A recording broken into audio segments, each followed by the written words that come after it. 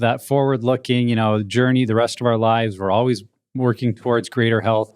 What does this look like as part of that ongoing journey? Does something that was a slippery slope at the beginning have to always be avoided and on that list for us? Or can we ever engage in these activities or behaviors with safety as we continue to grow and change?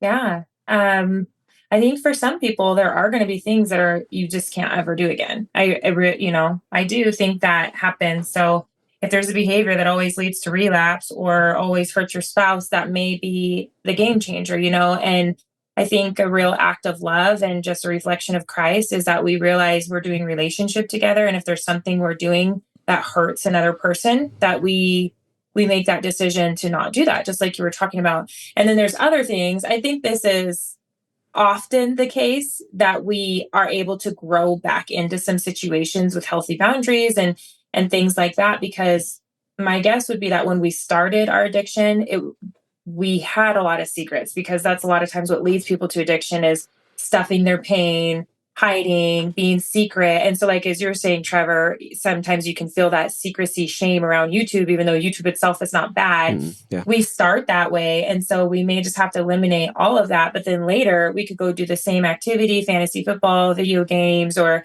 going out dancing at a piano bar. And there's zero shame around it because we're in such a different place with our life, and we're open with our spouses, and we're healthy in other areas. And so I think there is a list, there is a blacklist of things that just nobody should be doing. There is. Yeah. But then I would say for the majority of our group members, we do see growth where they can engage in some of these activities that are not bad, but they can become slippery slopes.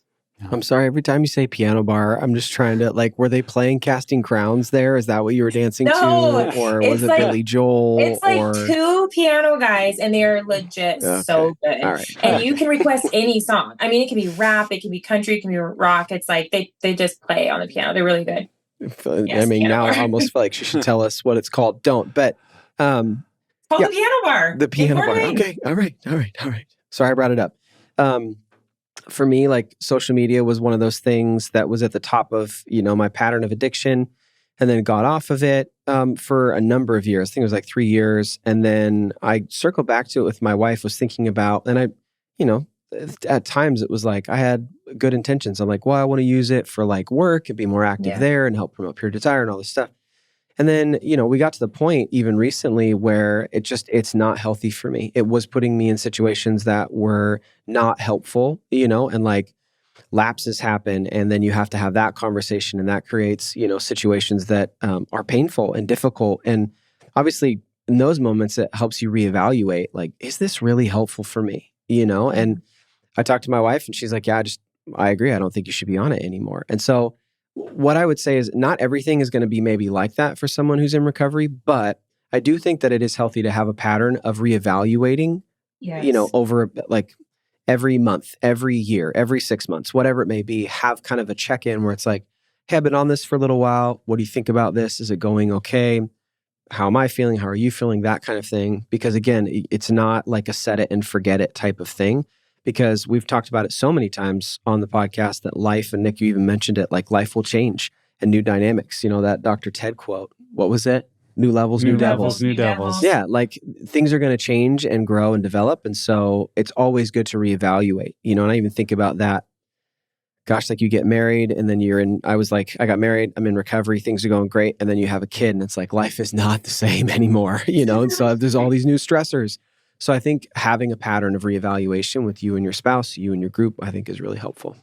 Well, you always say too, Trevor, that I'm a walking advertisement for the home stress test, but I am. I think people should do that. What's your affiliate link again? You have one, right? I get paid. I am, because when you guys know, when my brother passed away 2 years ago, I was really struggling in different areas. Nothing that would throw me over the edge, nothing cliff worthy, but just that whole rutted brain, oh my gosh, I don't want to think, I don't want to be with my feelings.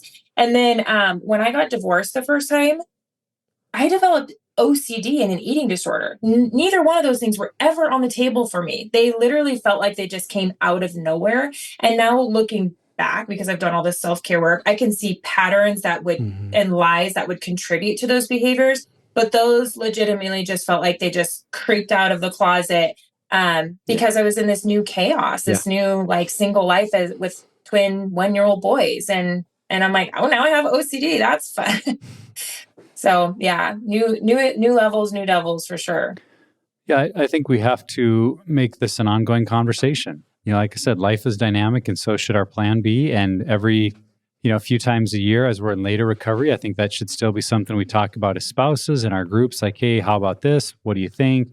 Here's some adjustments. And I think both to add things that have become maybe new areas and being able to adjust or shift things off that aren't a concern. So, That's good. like in our marriage, I think probably 5-6 years ago, I brought up, there was a church group doing fantasy football again. I'm like, hey, what do you think of me playing and in the league? And my wife's reaction was very much like, oh, we're not ready for that. Okay, like, I guess I'll say no. And then a couple of years ago, one came up at work or something. I'm not sure if this was one first or another church league that I got invited into. Brought it up and she was like, yeah, I think we can try that. It's like, okay, cool. So a couple of fantasy football teams has become part of my rhythm again. And it's not what it used to be at all.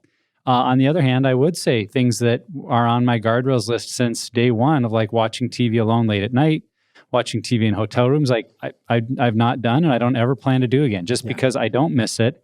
I don't see the value of it. And it's like, why would I re-add something just so I'm like, well, I have the freedom to do this when I don't even see the value it adds, but know that there could be dangers there. So I think it's just realizing some things will stay and just become part of our new normal where other things may develop and adapt over time. And it's just impossible to say which or which, because I think the other side is the healthier you get and you participate in this with your spouse and with others in group, like the more accuracy you get to look at your own life and make some of those distinctions or wisdom decisions on, that's just not wise for me. And I'm okay with that. So I think if right now you're not sure what it's going to be, like the greatest thing I can tell you is just pursue your health, just pursue your recovery, just pursue sobriety, pursue change with everything you have. And some of these decisions about your guardrails and what's a slippery slope, like they just become more evident as time goes on. Yeah. It is interesting that this topic, it's not one that's just at the beginning of recovery. It's something that will last our entire life. That it's always, sometimes the target on what is a slippery slope is changing over time. And so we know this conversation definitely contributes to people who are in recovery. We hope it was helpful as you evaluate where you're at, maybe what some of those slippery slopes are.